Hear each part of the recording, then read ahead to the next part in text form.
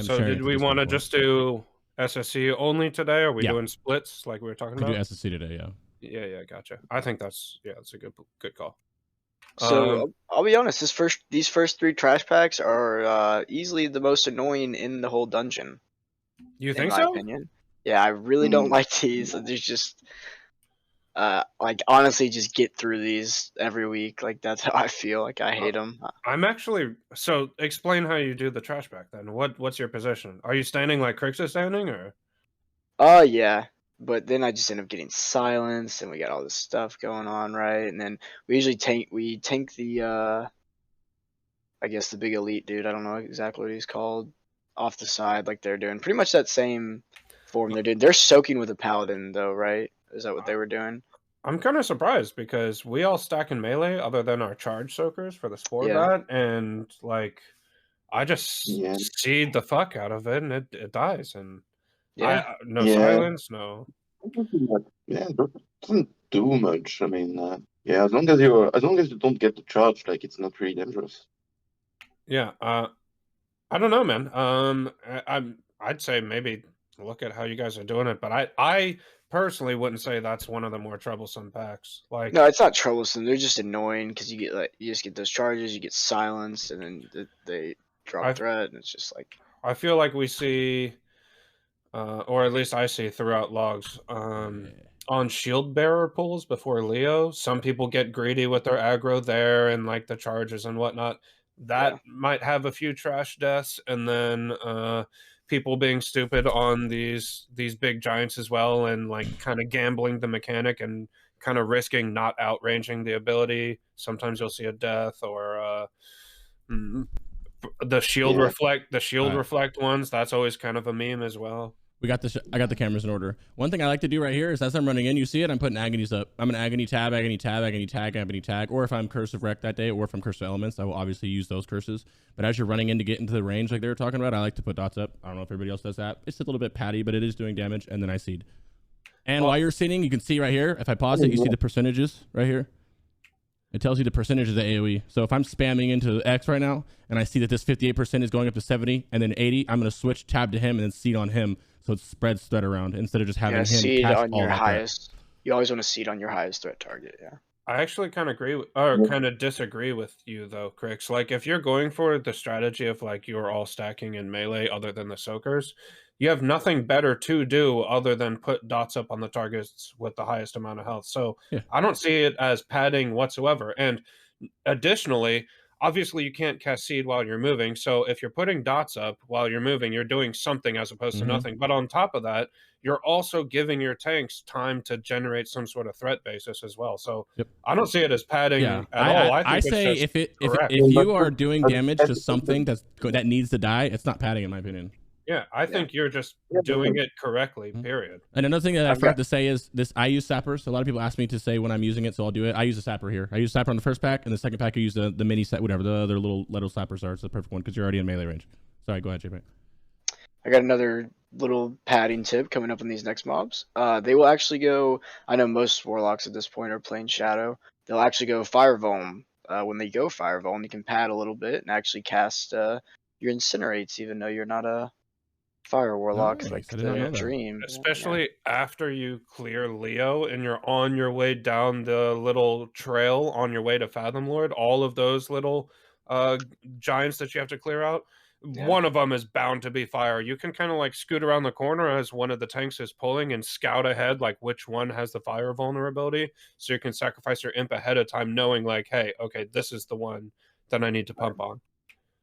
And also for cooldowns, obviously use your cooldown somewhere here. I use it on the Colossals. If you have Quags, you have Icon, you have Brewfest. On the first pack, I'm blowing Brewfest, and then the second one, the first one I have Quags, and then the Colossal, I'm blowing my first Trinket, and then I'm blowing the second one on the second one. I don't know when you guys do it, but just know that I see a lot of people don't use. They just forget about their cooldowns, or like they're worried about like the boss or they're not being up for the boss or something. Just make sure you use cooldowns because it's a big deal. Yeah, and what I see a lot of people do. One thing about the cooldown.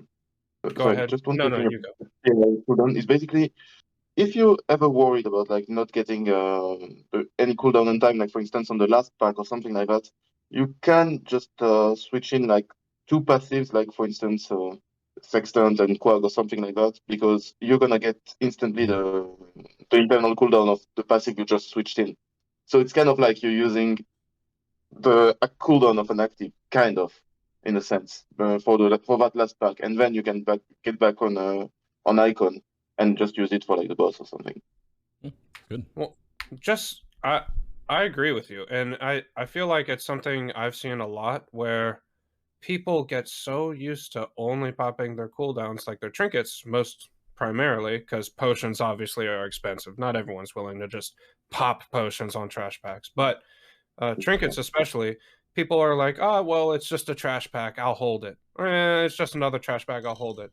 And then if you look out through their logs, they could have popped their trinkets like 14 times from the beginning of the raid to the end of the raid, but they only saved it for the bosses. And it's a bad habit to get into that I feel like a lot of players accidentally let themselves slide into because they're so worried about not having it up for the boss. I think people worry too much about bosses and not enough about overall damage in a raid. When raiding is about overall, the bosses need to die, but you see the content is not hard. Like you guys are killing the bosses. Yeah, it's about the pinks don't show up on the trash damage though, man. Yeah. There's no pinks for trash damage. Huh? And you can't link your logs to people. Crix has got the classic mentality. That's how you're meant to think. In my opinion, that's also how I play the game. Yeah. I mean, in classic, the bosses were like 20 seconds. The raid is the trash. Yeah. But season mastery, things are changing. But anyways. Hydross. Well. So I have a question for you, Crix. Have you only done this boss as Destro? No, I've done it as Suck that one time. You got tricked me into doing Succubus, and I fucking failed miserably. I didn't trick you. No. I know. I just wanted to blame you. Owns. You just have to micromanage. And I just wanted to blame you. I know. VOD, all right. Look, all I'm gonna say is I watched your VOD, and we'll leave it at that. Shut the fuck up. Don't let me destroy the evidence, okay? What VOD? I don't know what you're talking about. Yeah. So something big on this fight that you can do right away is fucking make sure that you are not standing by anybody you can bubble. It's so stupid. And you also, it sounds dumb because, you got to worry about someone else doing it. I don't know where you guys are standing, but this is where we stand, right?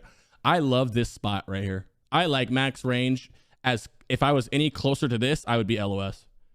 Because for some reason, it's just over the years, the times I've done this, it's like for some reason, nobody's ever this close to me because they're like, oh, he's way over there. So they're kind of here, right? Because if you're sitting over here, you get too close and it bubbles somebody. Also, I've been bubbled over here because it chains like this, bro. So just a big thing parse-wise is to like, if you need to stop casting and move back a little bit during the fight, do it. Because that shit will chain and hit everybody, man. And that messes up your life tap too. Because if you're sitting there life tapping during the transition and you get watered or, tombed or whatever, it's KO'd and it's annoying.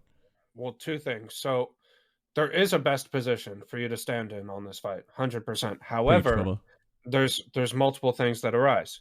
First of all, you need to convince your other teammates for you to sit in that position while they are not stacked on top of you, because they probably want to be in the best position too. So yeah, wait, we got rock round 2. You need to consider that first, which there's always going to be some sort of social politics, but the best position is the position where once you engage the boss and the in-combat timer starts to tick, you want to have the path of least movement possible, because when your uptime is running, when the boss is in combat, you want to be casting shadow bolts. You want to be doing damage, casting your spells. So the best position is not going to be all the way at the back near the boss or all the way at the pillar. It's going to be near the center, slightly off to one of the two sides. Not directly in the center, but slightly off to one of the two sides. That way, when the boss is phasing into the next phase and drag towards you, if the ads spawn and you guys are not banishing, which you probably shouldn't be banishing, or the boss himself, you're not going to be within melee range giving you melee threat table. So you want to be slightly off to one of the two sides and having as little movement as possible when engaging the boss. Yeah, basically you want to, this is Caster 101, right? As soon as you're in range, you want to stand there and not move the rest of the fight. Yeah. Best way to do that. Well, also know that that's a good time to tap is when you're transitioning as well. Yeah. That's true. Here's the thing on this was as I've said, the problem is rarely you. Well, yes, but the problem is more like how everybody coordinates themselves so that you don't get graved, and you don't grave over people, but like from your POV, it's like less important. So that's kind of like the whole crux of the issue. The more caster you have, the least chances you have to be in a position where you want to be with nobody else around. Mm-hmm. Let's So- see if you doom on pool. Let's see if you're risking it. Yeah. I think we are I mean, I think going 250. I'm not sure. This is a month ago, so we might not be going 250. We'll find out in a second. Let's see if you I doom think, on I pool. think my best Hydross ever was basically me standing with like 2 Overlords right on top of me, and just every 3 of us just play the game of chicken, and we actually won. Yeah, right here. It's You just see the big that- fuck up I'm doing? You see what everybody's doing right here? You see the issue? Yeah, I mean that's You not see that? good. That's what you don't want to do. But Nobody, you you did- do not want to do this. Yep. I do want to say you did agony, and that's usually the play unless you know your tank is gonna hold it for like at least 6 or 7 seconds Mhm. after. Most people transition after the 100, right? It makes sense. If you like, if your tank is, they're gonna hold it for 5 or 6 seconds after the 100 and move right before the next tick, then you can doom on pool. If not, you should probably agony right before pool. Mm-hmm. You agony straight into dooms because you like canceling that doom or letting it go off and you dying right on transition, not good.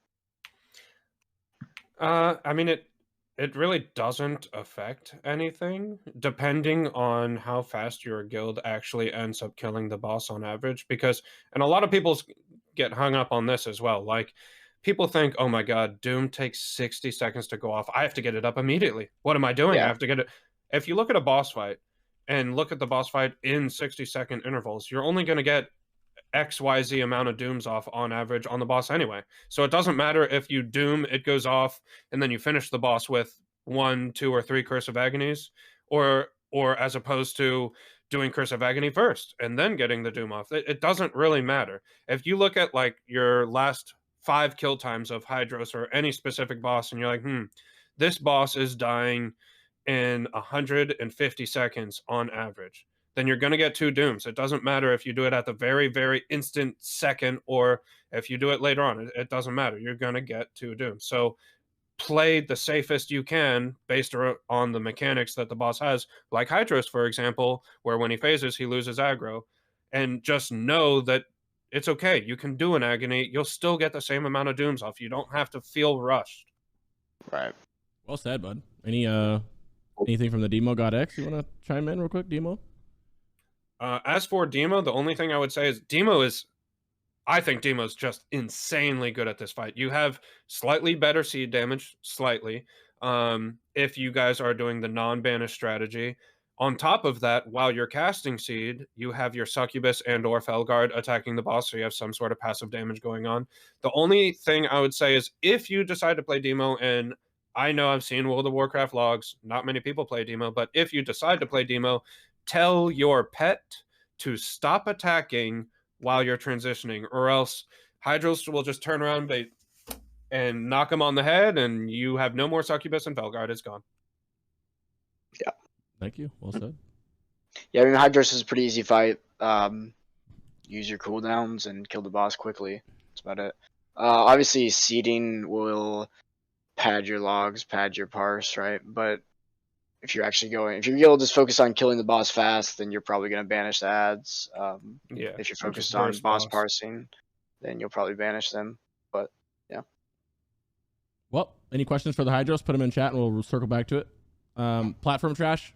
Pretty sure you guys know how it works. I don't know how. I assume everybody's seeding it down. I would hope. We like to curse the tongues of priests just for safety, and then we seed everything down. Some people run in there in agony, everything like a typical AoE pack. So, you guys leave because I have kind of a lengthy thing to say. No, you go ahead then. Let's hear it. I'll build off you. Yeah, okay, sure, go ahead, allll. Okay, so I think these packs, since there's such a number of them before you move on to the next boss, you really have to know your paladin, either communicate with him, your prot pally, and or track your raid cooldowns, because you can easily rotate these packs and seed almost instantaneously. All you need to know is your paladin's wings timer, what trinket he or she is using, if they're using an on-use trinket or not, and your soul shatter cooldown. You could say, okay, he's wingsing first pack, I'm seeding, I'm going, I'm full go. And then next pack, all right, I'm shattering this pack. Next pack, he's got double trinket pop, he's good. He's good. I maybe have to do like 1 agony or 2 agonies, and then after that happens, I'm solid because he's pumping. So really, these packs, to min-max them, it's not just about your gameplay, but you really need to know your AoE tank, aka your paladin tank, what he or she has equipped, how much mit they're going for, how much damage they're going for, if they have on-use trinkets, if they have wings up.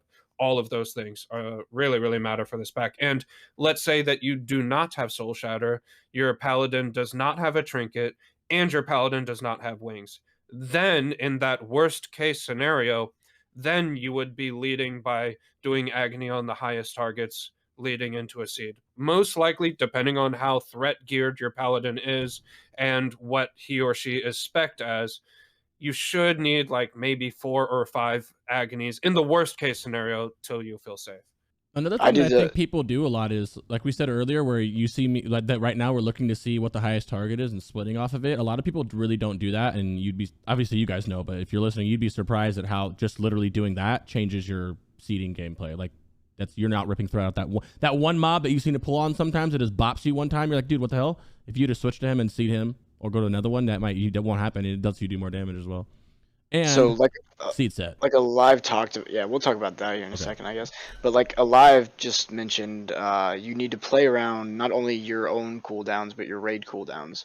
But he did talk about that worst case scenario where you don't have shatter, your paladin doesn't have wings, he has no trinkets, you're running in. That's a good time that I like to use either fetish or I have diminution, which allows me to avoid that worst case scenario and still basically see it on pool. So that's a time. Super good. That's a time when these packs are really, that's where it's very strong. If you use fetish or I, you can pretty much seed on pool no matter what, even in the worst case scenario. So if you don't have those trinkets, he was saying that he was able to see, like, he loved it. He was able to see it it's right on away every pool. time. Yeah. It actually really is a game changer on these. Yeah, for instance, on this pack, basically, as I've said, you really need to have your raid cooldown fairly much well mapped and your cooldown. And if you have a threat trinket, basically just like use it as much as possible. Like on these packs, basically, especially if you have threat trinket, you can go threat trinket, soul shatter, threat trinket, and like maybe repeat or something along those lines. And maybe one pack is not covered, and then you ask a paladin friend for a cheeky bop. But you know, it's generally speaking, if you have a threat trinket, you can do all these packs, nearly all of them, just like seeding. Asking non-stop for a bop, that I don't know about that. Ever since I left Progress and joined Wicked, the paladins I raid with have the reaction time of a snail. So you're dying 100%. Yeah, like bop isn't even like in the equation. Yeah, they got to open their spell book, right? And you know, they got to open their spell book. Honestly, a lot of my paladins have been very good for that, and like in quite a few places. So then, honestly, I was happy to put my life in their hands. But you know, if your paladins are not quick on the bop, no. Or just get them to download a weak aura, so they automatically bop you when you ask. So someone in chat actually just asked, and that's something I want to talk about anyway. Is the Vashj trinket better than fetish or I for threat? Absolutely not. Okay. I would never use the Vashj trinket on these pools. Reason being, it's not a straight threat modifier, right? So let's see, you seed on pool. You're gonna pull crit or not if you seed on pool. It is a straight threat modifier, but only on crit. It's like only on crit. Yeah, right. Only on crits. So what I'm saying is, if you seed on pool before a consecration tick or two, even then, even on no crits, you're pulling threat, 100%. So you're not actually, in my opinion, you don't actually end up netting a cast of seed if you use that Vashj trinket. No. Well, I mean, you can even agree with that. I think it's just not as good as the percent-based one for sure, but you still kind of like, even in the worst case scenario, it saves you, like, for instance, an agony or two, a cast of agony or two. Because if you wait even just a little bit, you're mostly pulling aggro if you like seed crits twice on the same target or something like that. To me, it's the only time you're at risk of pulling threat with seed is in the first 5 globals, right? In my opinion. Well, yeah, at least if you're playing properly. Instead of if you're seeding properly. Like, instead of waiting 4 global and then seeding, you can maybe like wait 3 and then seeding or something like that. With Vashj trinket. It's like, not game changer, but it's still fairly. It helps a little bit. Yeah. Yeah, I mean, maybe in that worst case scenario, if you have Vashj Trinket and you don't have Fetish, you don't have Shatter, you don't have Eye Diminution, maybe use it for that pack. But would I ever use it over Fetish or Eye? No, no chance. No, never. But like a lot of people actually don't have fetish or eye. Yeah, of course. But What about Sextant? Sextant and CSET? Yeah, if I don't have a CSET or Sextant, or else I'd be using it. I'm still farming it. There are a zero amount of packs before Lurker, the ones we're looking at now. There's a zero amount of packs where you will either not have a trinket on your paladin, or have wings, or have shatter, or have your fetish up because of the short cooldown. Like your trinkets, your paladin trinkets, if they're running a trinket, it's a 2 or 3 minute trinket cooldown. Fetish is a 3-minute trinket cooldown. So like looking between Fetish and Prism of the Calm is something that reduces threat based off of a chance. If you crit, then it comes into play. Fetish is a constant. So you wouldn't pick the chance one over the constant. Does that make Prism of the Calm bad? No. Because not everyone has Fetish, not everyone played back in vanilla, not everyone is willing to farm vanilla raids for items like this. So if you have Prism of the Calm, it's not bad. But is it better than Fetish? No. And do you need both of them? Highly unlikely. If you're not paying attention to your paladin at all, maybe you would want both of them. But if you're actually paying attention to your raid-wide cooldowns, there's a 0% chance that you would actually need to rotate both trinkets while doing this trash specifically before Lurker. That is correct. Do you guys want to speak on seed set? You should have it. Mathematically part of it, yeah. Yeah, it pumped hard enough to where first place in my guild has it, and it pumped hard enough to when he got it, I was like, oh, I want it. Now I want it. And after I saw it, you know. Interestingly, on these packs, basically you start off AoE cap, but since not everybody has the same amount of HP in there, because there's big and small mobs, you will be getting under AoE cap, which means that seed set will be very useful in these packs. Yeah. Like for instance, on some other packs, like especially in DK, but we'll see that later, you are AoE cap pretty much all the time, so seed set's like less useful, but on this one it's like super useful. Okay, Lurker. We are obviously on it. I'm on it. Warlocks are on a different platform for this one.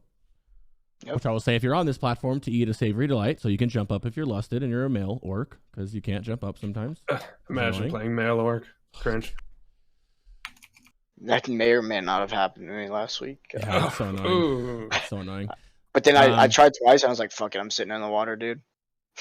I think my favorite thing about this, my two favorite things about this fight is like there's no threat, right?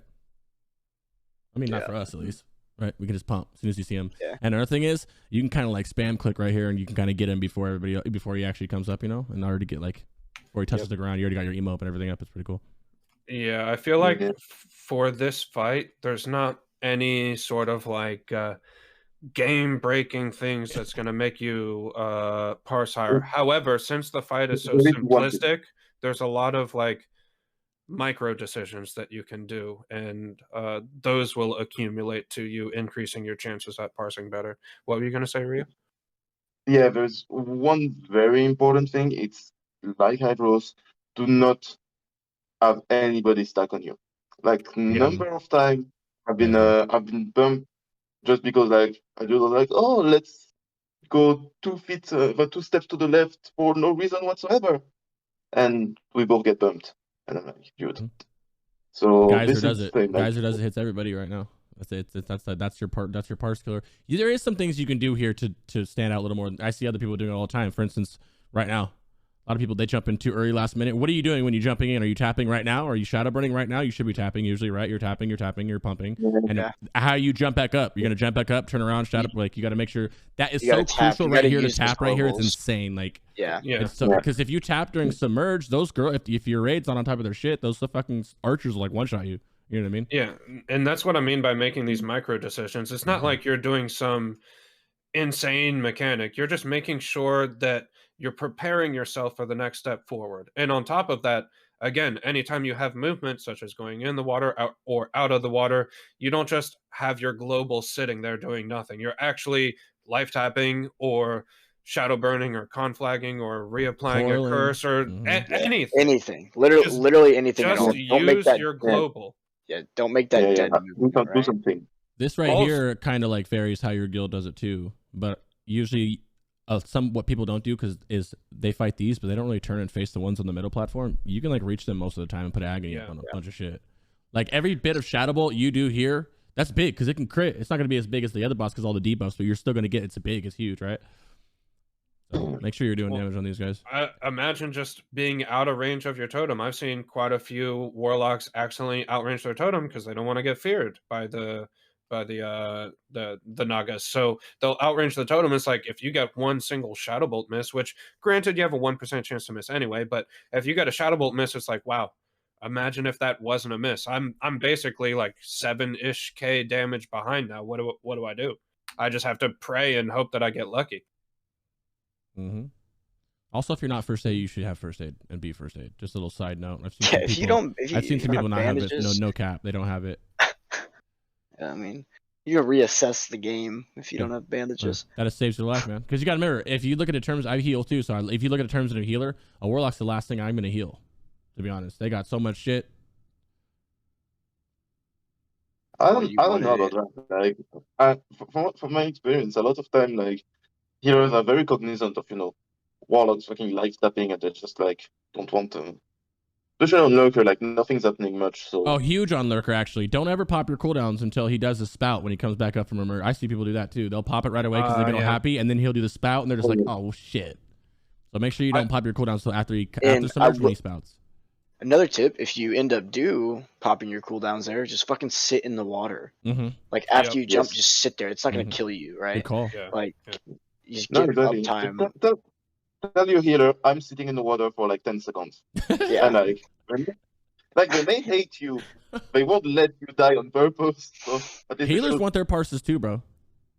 Oh yeah, exactly. Healing parses matter. Okay. Don't waste your cooldowns because you think the water is going to kill you. I promise it's not going to. But the spout will kill you. And this sounds like a pretty rookie thing to say, but I see it all the time, honestly. Like when submerge is far away, let's say it's like 35, 40 seconds away, I'll see people have their Doom pop and they just slap it right back on there. Not even because they'll have like on DBM, you have like the warnings that are soon and then the warnings that are coming up later. And those warnings that are coming up later, they'll have it like way off to the side of their screen and they're not paying attention. And they just slap a Doom up there and then they see submerges in 7 seconds like, oh, damn. Not only did you waste I the just global, missed so much damage. Mm-hmm. Yeah. A lot of people see that they see their little icons say that Doom's up and it's so much damage and they're just like, yeah, I need to do it again really quick. But it sucks. Yeah, honestly, Lurker, it's mostly like Doom agony, pretty much. You just need to do that and not thinking about getting another Doom, generally speaking. Mm-hmm. If you guys are killing these on your platform, make sure we think it's a range thing. Because they're always hitting whatever warlock is closest. Coil them. Make sure you coil them. You probably already know that, but make sure you coil them. It works and it heals you, and it makes it so they're not shooting anybody. And if you want to get real greedy, if you want to go more parts heavy, you can not even be on your island and just be like right here, right? You can have like switch with your whoever and be here because you can actually reach these two. You can then run over here and reach this guy. You can run over here. You can do a lot more stuff too, especially if you're Affliction. You can really just run around too. For Affliction, yeah, but like I think for Destruction, it's not really worth it because I don't know about you, but like the Nagas in the middle, like they're gonna be dead even before even if I wanted to do that, like they're just gonna be dead before I can actually do anything meaningful to them. So nice Crix. Yeah, what killed me? I mean what Spout? Actually, I think it bugged out. You got RNG'd by the game 6. Oh, careful on Spout. You do need to be like. Oh yeah, I was just bugged out. Yeah, definitely need to be, because it happened to me a few times, but like I was half submerged, I was taking water damage, and I still got Spout. So yeah, just also be careful on that. And that's still my fault. I know technically it's a bug, but I could have reacted. You gotta like just if you know Spout's coming up, it's Blizzard, bro. You never know if that Spout's gonna be facing the right way, dude. Just get in the water. Just be ready to jump in the water just in case. Even still, his mouth was facing very close to you. I would have just stepped That's what I'm saying. You should have just got it right away. Yeah. That's just me being greedy. I'm good at that. I mean, I don't blame you. I've been greedy quite a few times myself. Yeah. You know, what Yeah. if, bro? What if? What Yeah, if what it if I just get- what goes if I the other finish this way and you task? crit every time? Yeah, what if, exactly. dude?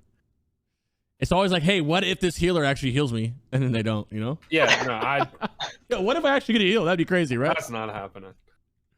All right, I don't know how you guys do this. Pass is just a seed pack, so I'm just gonna skip back it. Nothing too crazy. Serpent guards, just know that both serpent guards reflect. Don't be that guy spamming seed in the serpent guards. And also know if you're being like, ooh, I know they do reflect, and I'm watching it. Just know that if it's been a few seconds, to leave them alone and switch to something else. You know. Also, go in you there can and Hellfire. Yeah. Or Rain of Fire.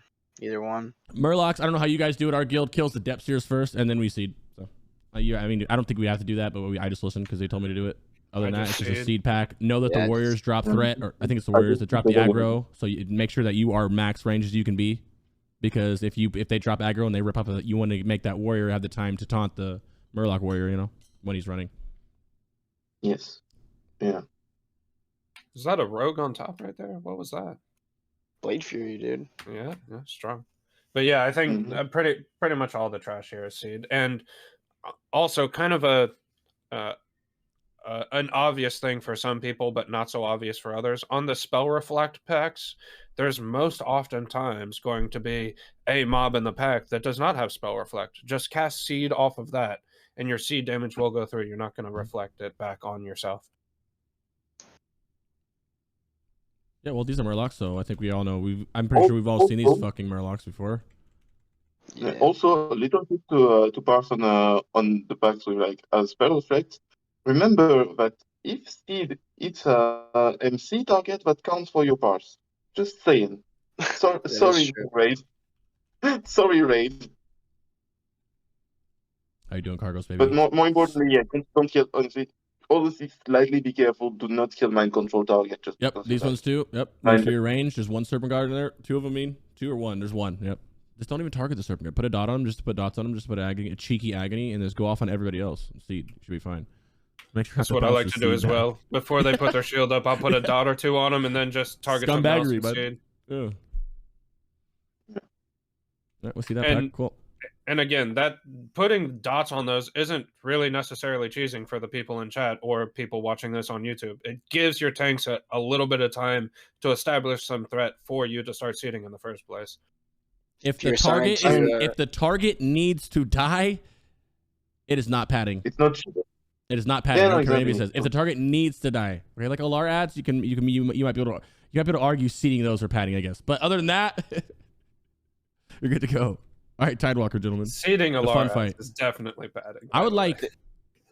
They removed that. They have to die for it to count towards your parse now. This boss we can actually take a little bit of time on because this is kind of a tricky boss. We know this, right? So RNG tricky. I want to know the fire perspective from here, bro.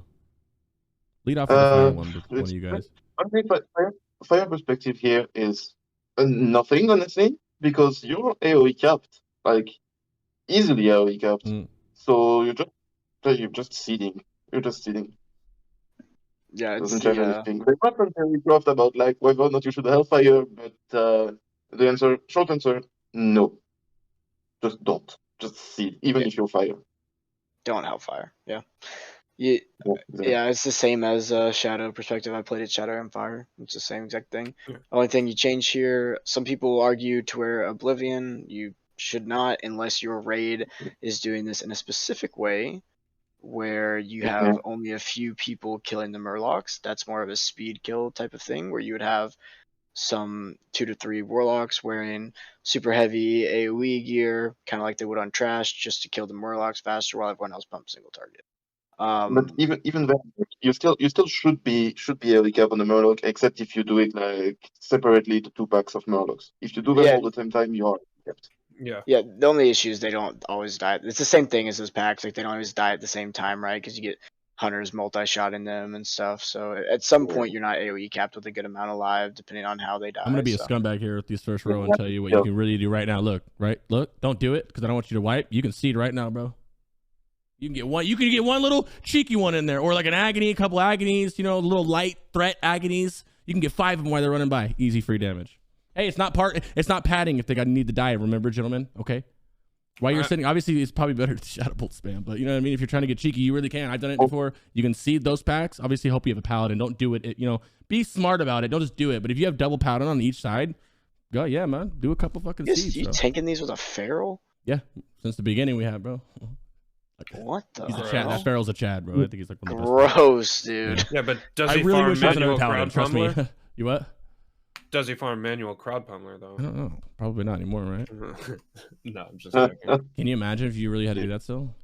But I wouldn't go for a pure seed setup on this boss on the off chance that like, hey, some of the ads might die in a non-uniform order, and then the set that I went for becomes useful. That doesn't really sound logical to me. However, if you are going for one of the strategies that was it J-Pain or Ryu that you guys were saying, where some people keep single target nuking the boss and you are the specified AoEer, then you could choose some AoE parses and go for a little bit heavier AoE setup. I think then if you're specifically going for that, then it's fine. But if you guys were just non-coordinated and just going for a normal standard kill without any sort of special strategies, I would not recommend it. But something I would recommend is if you're an engineer, if you rerolled tailoring to engineering or anything like that, and you are an engineer, then this fight is really, really good for super sapper charges. So you want to be as close to the boss, kinda ish, as you can while still being at a ranged aggro table. That way you just make sure that you're close to the Murlocs as they like pat them around close enough to your seed range. Because the super sapper charge is like 17k-ish damage on average for free. Okay. Yep. So we have a question that is probably the most important part of this fight. It's just when you tap. I like to tap right. I tap now.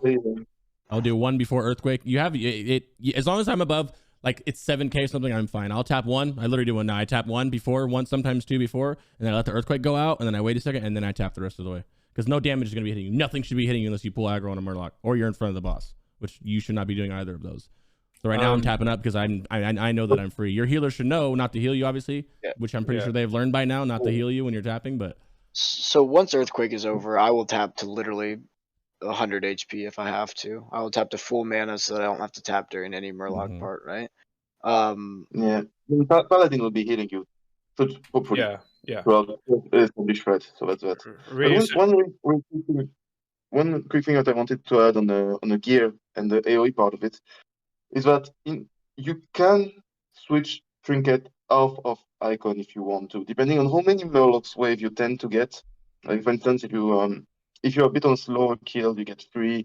It's super worth. If you get 2 and like you kill right after the end, it could be very worth as well to switch to something like Lightning Capacitor or, for instance, like Xeri's Gift or Sextant. okay. Or because icon is like zero, pretty much zero value while the Murlocs are in, or at least while you're AoE capped. So it has like a way lower value than normal. Whereas, for instance, Lightning Capacitor is actually basically the only use case you'd ever use it. Like you're AoE capped and you spam seed on one target, like Morogrim. So this is pretty useful. Or like, as I said, Sextant is really good there because it's already pretty good normally, but like it's good because it's crit. Helps bypass AoE cap and also has this proc, which I agree with Sextant, but not so much Lightning Capacitor, because Sextant already, like you said, is very close in simulated DPS anyway, and then it's just great on trash. However, it doesn't take that long to see the trash down, so this is one of the few bosses where you don't really want to pop your potion cooldown at the same time as your trinket. Like, save your trinkets for when the trash is dead, if you're going for spell power on use trinkets, and then use like a mana potion while you're seeding. So like you're staggering your cooldowns in a way that you usually don't do on most bosses, but just don't pop your spell power trinkets then. However, if we're comparing Icon to Sextant, Sextant is obviously very good here. It's already close to Icon in single target, and then you have the AoE potential of it here. So check it out. If you like looking at the parses, like I tend to, at least in my case and quite a few others, find like Lightning Capacitor still edges out whatever like Icon would bring. Just like by 2-3k on the fight, which is not that huge, but it's still something. It is actually surprisingly okay. But yeah, obviously check it out and see how it goes. But like also, for instance, if you just destro bot because you know from a full mana bar you kill the Murlocs, and you don't need a mana pot, you know, that's also something to take into account, depending. Yeah, I think you're But then you're one thing we destro forgot to potting mention. for the. Oh, Sorry, go go on. ahead. Go ahead. Yeah, I was that's going to really say good. you're destro potting for the Murlocs just for the 2% crit. No, for the boss, for instance. And you like Okay. Yeah, that's not bad. That's not bad. But Oh, I when was you gonna say I sim use a out mana destro, potion yeah, I do as on well. that So only fight so far.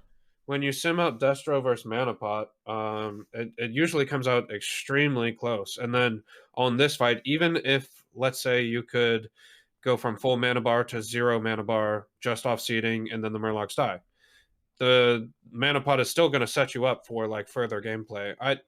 I don't know. I feel like mana pot edges out a little ahead on this fight in particular, personally.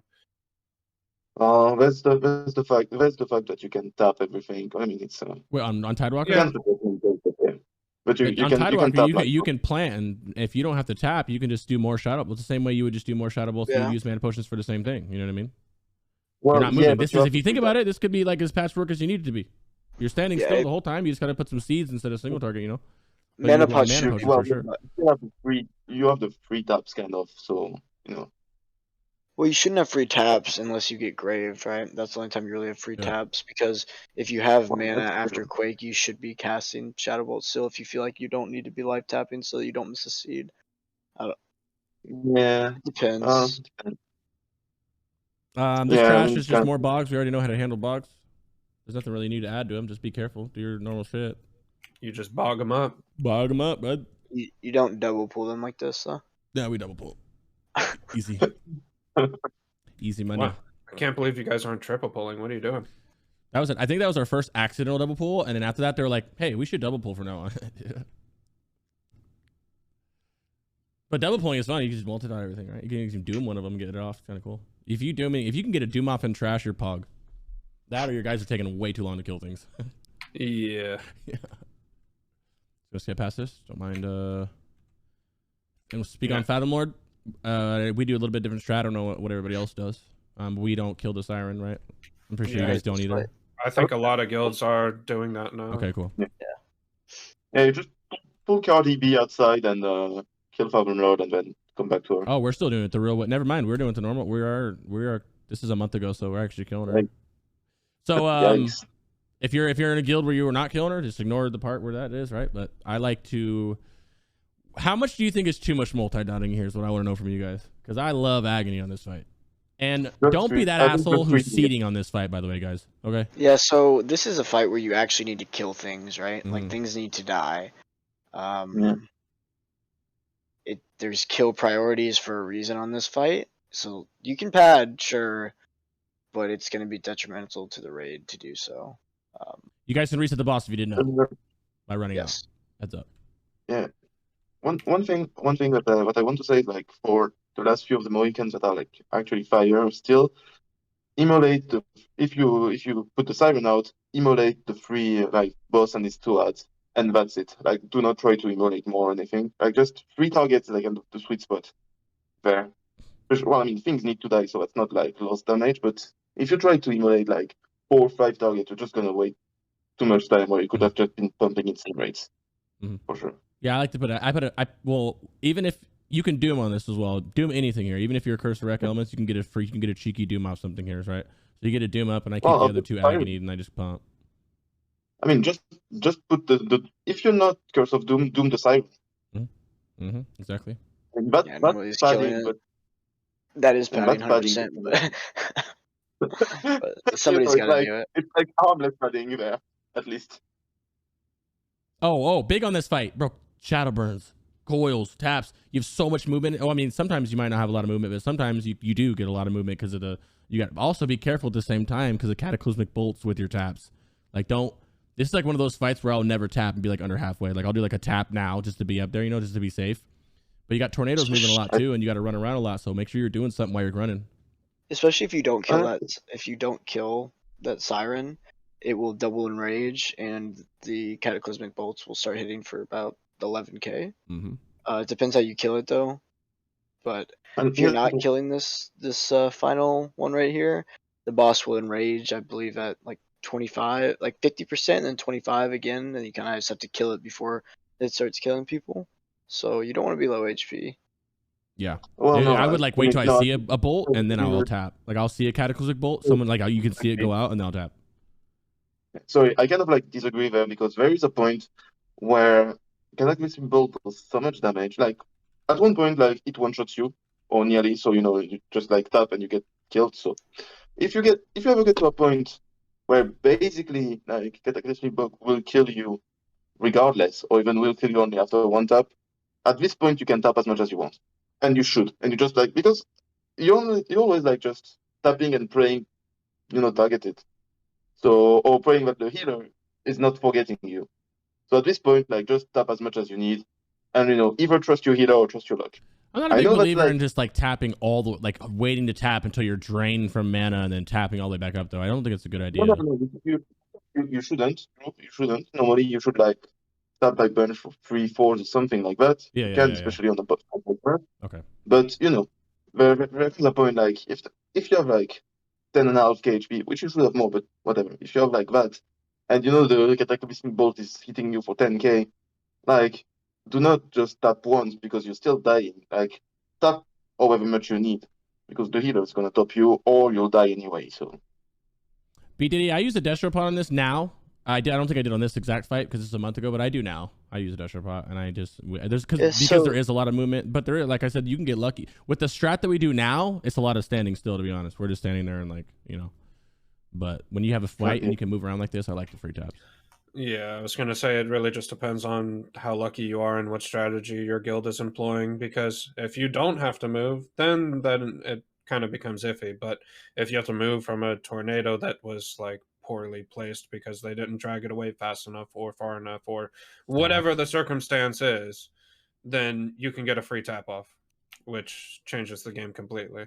But if you can stand still, that's when it's more leaning towards Destropot. Nothing special with these packs. This is how we handle. Stay up exactly. We have one person bait this charges, and we fucking you already know. This fight, I don't think we talk from the tanking perspective because like if you're trying to parse in this fight as a tank, you're not going to. So it's nice to get like a high 90 or something like that, but you need to not tank the parse. I think on this fight, as long as you, at least for my guild personally, in my experience, as long as you get the Doom off immediately, it's not really going to affect how the Demon Phase transition is. And even again, this comes back to the point that I made earlier on Doom. You can see your guild's average kill time on this boss and know how many Dooms you're going to be able to get off on this boss regardless, which means you don't have to feel rushed to get your Doom off the very first second. I personally know it works out for me, but you can time your Doom for like 10 seconds later and make sure that it's not going to pop immediately going into transition, causing threat problems and this, that, and the other. If you just look at your Warcraft logs as a person in whatever guild you're in and just know, okay, we're killing this boss in this amount of seconds on average consistently every single week. I can get 1 or 2 Dooms off consistently every single week.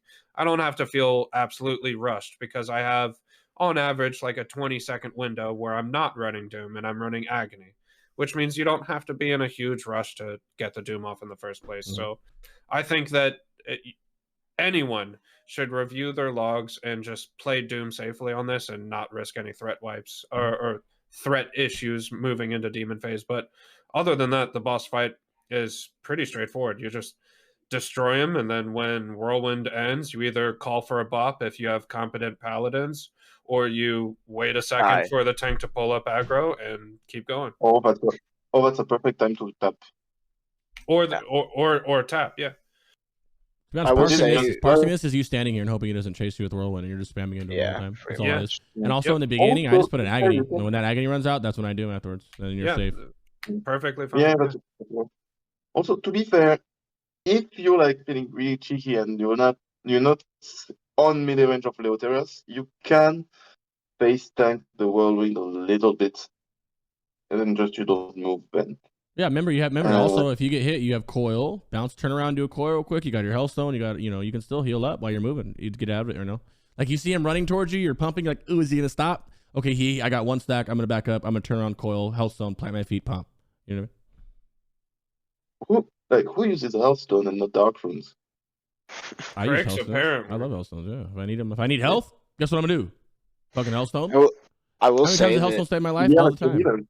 All the time. Yeah, that's right. going back to the Doom thing on pool, I will say like you dooming on pool as not the tank and pulling aggro right at the start of demon phase is more or less irrelevant because the way the debuff works, right? Like honestly, best case scenario right there is like if all of Crix's Warlocks would have doomed on pool and they would have eaten the first like 4 or 5 blasts before Crix ate one, he probably would have lived right there.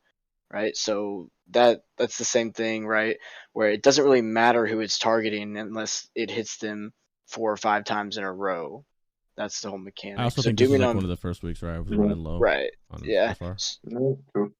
So dooming on pool and then eating some or random people eating some of the blasts on transition really is not the worst case scenario, and there's no need to panic if that happens. Really, it's not going to kill anybody. Yeah, honestly, this is probably one of the easiest and most forgiving bosses in the raid. Which is shocking because it was hell on private servers, bro. Argonet. So yeah, that's fine. That's that fight. Anything else? Can you think of anything? Oh, yeah, but by the what way, B kill Diddy your. said. Destropotting this fight for sure. By the way. Yeah, I think If most I'm not tanking. people are Paladin tanking now. What Pete or someone said in chat, most people are at this point. Yeah. It's also not.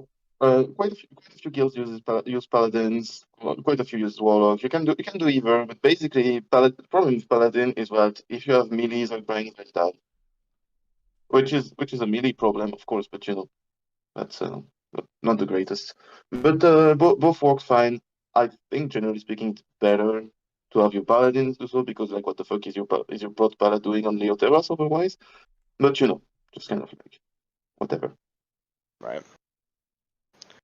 Now we get to Vashj, yeah? Yeah, I'm just hoping that it was By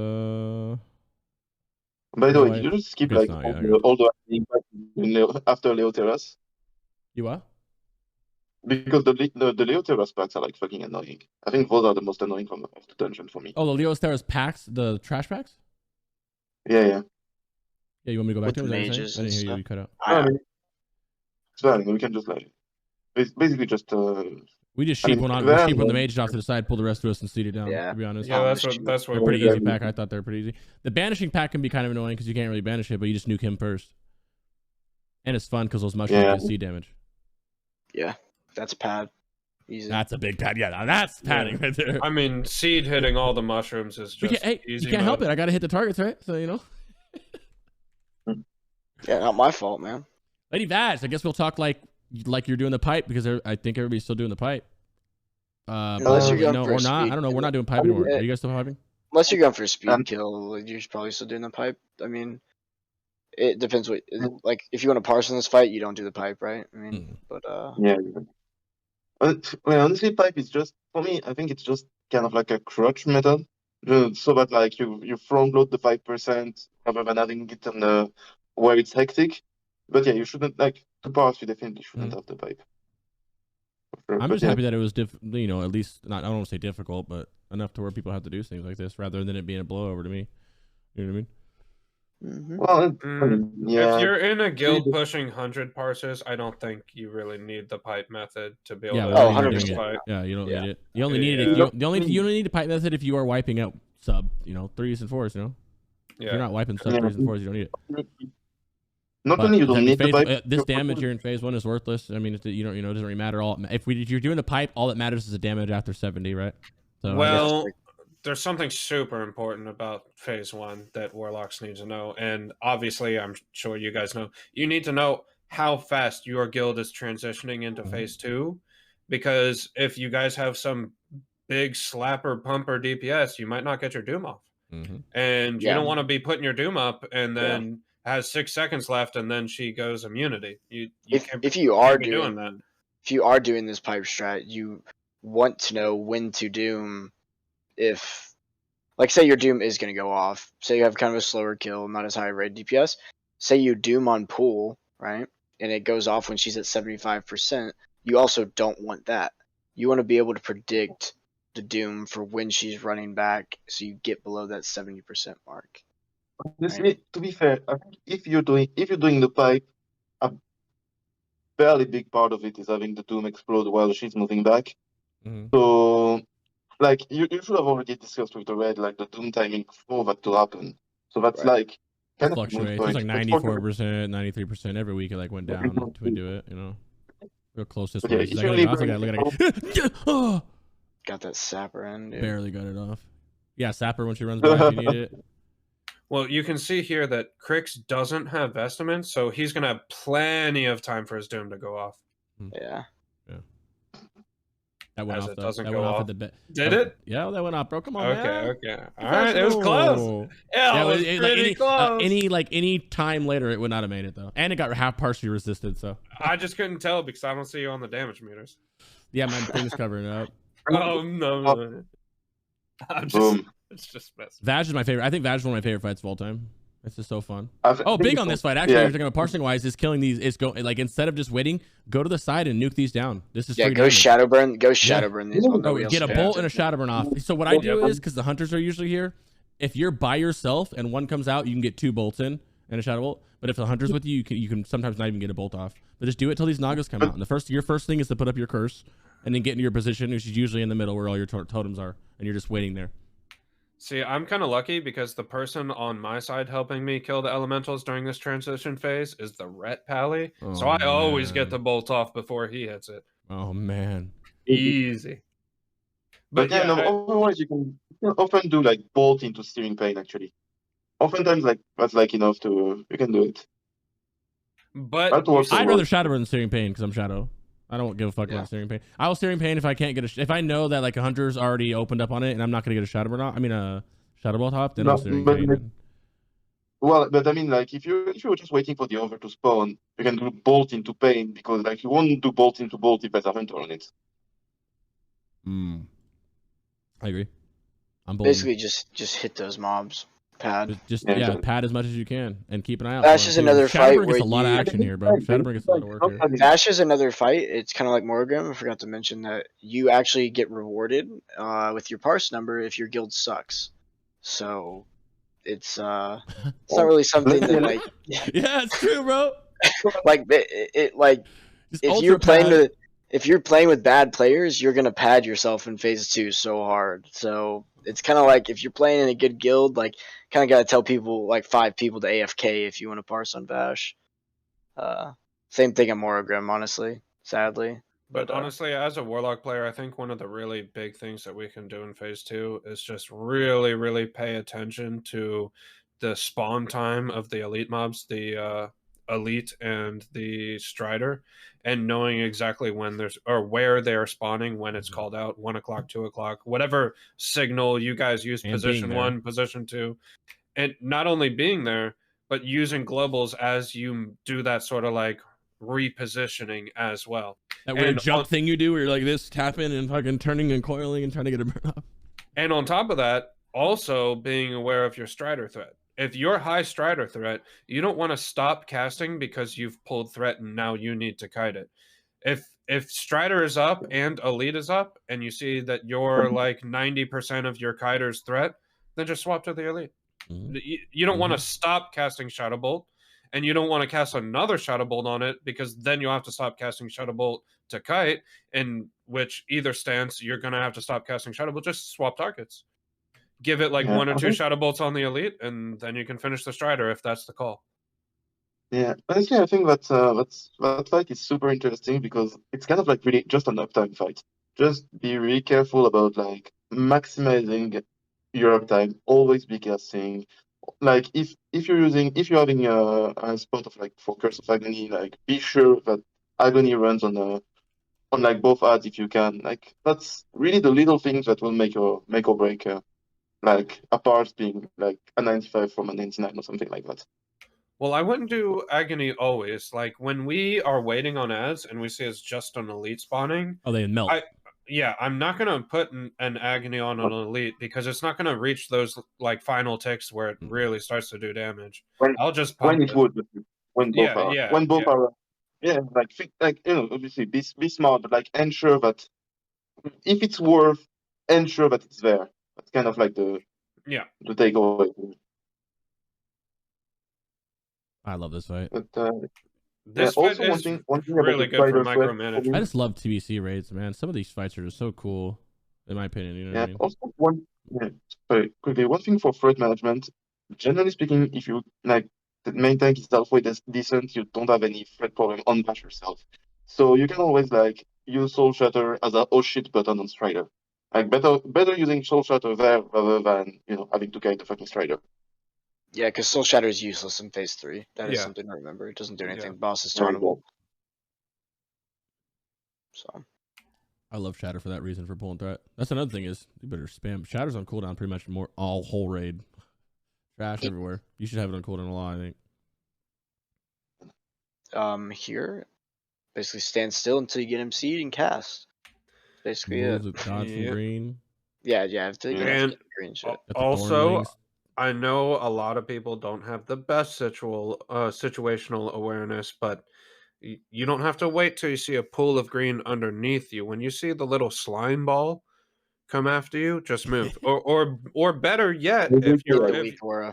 if you're a real gamer, you just get the weak aura so you know when he targets you. If you're a real gamer. Yeah. I like that you said that because you can like sit see the there- green peripheral vision like fly down, you know what I mean? Yeah, you just can also don't do sit that. there and wait till you see it under you and go, "Oh, I need to move." Don't do that. You're Yeah, just gonna you might live, but you're gonna increase the odds of you dying. And Well, you also, basically if you do not get out fast Without enough, getting damage. coil. Sweet. Hellstone. This is one of those. Phase 3 is one of those points where even in our guild, when people were dying so easy, like we were like, don't even use, keep your potion off cooldown and use a health potion if you need it. Hellstones, coils, everything on this fight is big. Look how much damage goes out. Yes. Maybe not keeping the potion off cooldown and thing. If you die every single maybe time in phase 3, I'm making you use a health potion, and they're gonna use the health potion, and they did, and then they survived. So if you have a consistent raider who's for some reason always dying, whatever it is, he just can't get it. But they need the health. You got to give him the health, bro. I guess, Or put some stam like on. that one dude. Yeah, but like the one dude that dies, but like I think most likely if you're like that one dude that dies, it's basically because you stand on the green sheet. Most likely. So don't stand in the bad. Pretty much. Unless because there's static shot, there's mold. No, there's way more than stuff that can kill you. Poison there's is not even ways the to worst die. thing, bro. I've been RKO'd by these multi-shots, bro. This is a fight where I actually will not use a dark rune. I would oh, that's unfortunate. Yeah, no. This is a fight where I wouldn't use a but dark rune. I'd save health stone. Yeah, in phase 3 for sure. Yeah. There's just with mind controls being a factor, there's too many variables at play for you to be playing greedy. Yeah. No, I agreed on the dark rune, but why don't you need on the vestments right here? I did need it. I lost. Oh no, I didn't need it. It was loot council though. It went to our affliction warlock. Deserved. Yeah, no, not deserved at all in the slightest. But yeah. one thing I want quickly to touch on Vashj is the spawn links. So by now everybody should know that the spawn links that you get from Diagonal East stop a little something, a little mob that can be targeted by spore. So to pop it, generally speaking, what I've seen often is just everybody lost at the beginning of phase 3, and then since the bat arrives like 30 seconds or a minute in or something like that, when lost is done, you just like get out and put your spawning, which is basically perfect because if you start the phase with full mana, which you should do, you get your lost, you pump, you finish with like lowish mana, you tap when you go out, put the turning, tap when you go back, and that works out fine. Obviously, don't be greedy so that you die to multi-shot, but like that's kind of how you should be thinking about the way to put the thorning.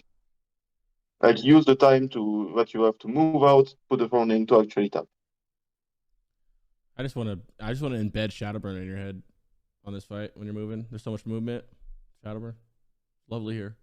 So much things you can get. The best part is you can get Shadowburns and your Soul Shard back on so much stuff here. It's crazy. Especially if your guild has good DPS and you constantly have the Strider and Elite down, just Shadowbird one of the elementals as you're moving by. It's Especially in this Yeah. phase, it's hard to actually get a Shadow Bolt off because the melee and hunters are usually on top of it. So just get a Searing Pain or a Shadow Burn or something easy to get off that you know you're going to land that doesn't necessarily have travel time. Also, stupid, but make sure you don't get feared by the Strider and make sure you don't get cleaved by the Naga. We didn't say that, but I guess we should say that as well because that might hurt your parse if you get cleaved and die right away. I think honestly, the Naga is not even that big compared to what I think was on PTR at first and maybe on some P servers. Because I actually never got cleaved, and sometimes I was thinking I would, but so yeah, be careful. But as long as you're like somewhere towards his side or his back, you're fine. Well, that was pretty good timing. It's an hour and 7 minutes. Hour really because we started late. That's Nearly, I think that's the best timing we've had That was since we epic. started this podcast. Yeah. Any closing thoughts? Any questions? People always forget to use Shadowburn all the time. Yeah, man. Oh yeah, Coil. Yeah, Death Coil. People don't use Death Coil too. It's just not only is it free health, but it's like a good damage. If Shadowburn's not good. ISB timing, especially in phase 3, like if you're using a charge just for Death Coil, like it's a bit meh in terms of a raid perspective. TK, yeah, we know TK is next week. Yeah, we haven't done it. This is our first one. We're gonna do TK and trap. The same thing we just did for TK, and then we can do it. It's close enough to where we can do a T6 talk soon because we can. We have the information for it. We can talk about T6 is the going to be raids. high. Yeah, we can do some BiS lists. We can start getting hyped up for T6 a little bit. We don't want to get like super ultra hyped up and then T6 come out and we're like, hey guys, we don't have anything to do, you know. So, but I'm hoping that we hear something. Hey, you know, a couple months, a month. Yeah. Any quick thoughts on Zardium Staff versus Hydross Sword Chronicles? I want to drop my AT with the Hydross Sword. I did, but not sure what the wise move is. My friend, that is a spicy ass topic right there. Your difference is like 5 DPS either way. Yeah. Or something. I feel like in my head normally I want TOC and I want Chronicles like I always have, but like it's like what so much hit that you can't use just from the offhand main hand. You can take and swap that for straight fucking haste swap. You're gonna be over your cap. It's just. No. You don't necessarily over it cap, but here's the thing: like as Alliance, you kind of like want Zardoom because of the hit. As Horde, just take.